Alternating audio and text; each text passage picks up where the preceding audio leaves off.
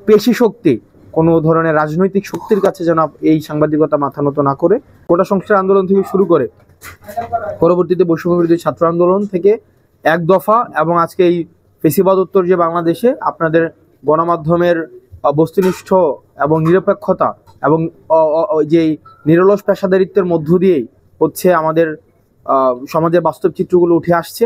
আমরা প্রত্যাশা করব যে গণমাধ্যমের এই বস্তুনিষ্ঠতা এবং নির্ভীক সাংবাদিকতার চর্চা অব্যাহত থাকবে। পেশি শক্তি, কোনো ধরনের রাজনৈতিক শক্তির কাছে যেন এই সাংবাদিকতা মাথা নত না করে, এবং আমরা প্রত্যাশা করব আপনাদের বস্তুনিষ্ঠতা অব্যাহত থাকবে। এবং আপনাদের যদি বস্তুনিষ্ঠ সংবাদ আপনারা পরিবেশন করেন, সেটির উপরে ভিত্তি করে কিন্তু জনগণের মতামত গড়ে ওঠে। আপনারা আপনাদের উপরেই ভিত্তি করে হচ্ছে রাজনৈতিক দলগুলোর হচ্ছে মতামত গড়ে ওঠে। আমরা প্রত্যাশা করব জাতীয় নাগরিক পার্টির আমরা যেই বার্তা মানুষের কাছে পৌঁছাতে চাই, আমরা জাতীয় নাগরিক পার্টি যে ধরনের বাংলাদেশ গড়তে চাই, সেই বার্তাটি জনগণের কাছে অখণ্ডিত এবং হচ্ছে বস্তুনিষ্ঠভাবে মানুষের কাছে সংবাদ মাধ্যমের মধ্যে পৌঁছাবে।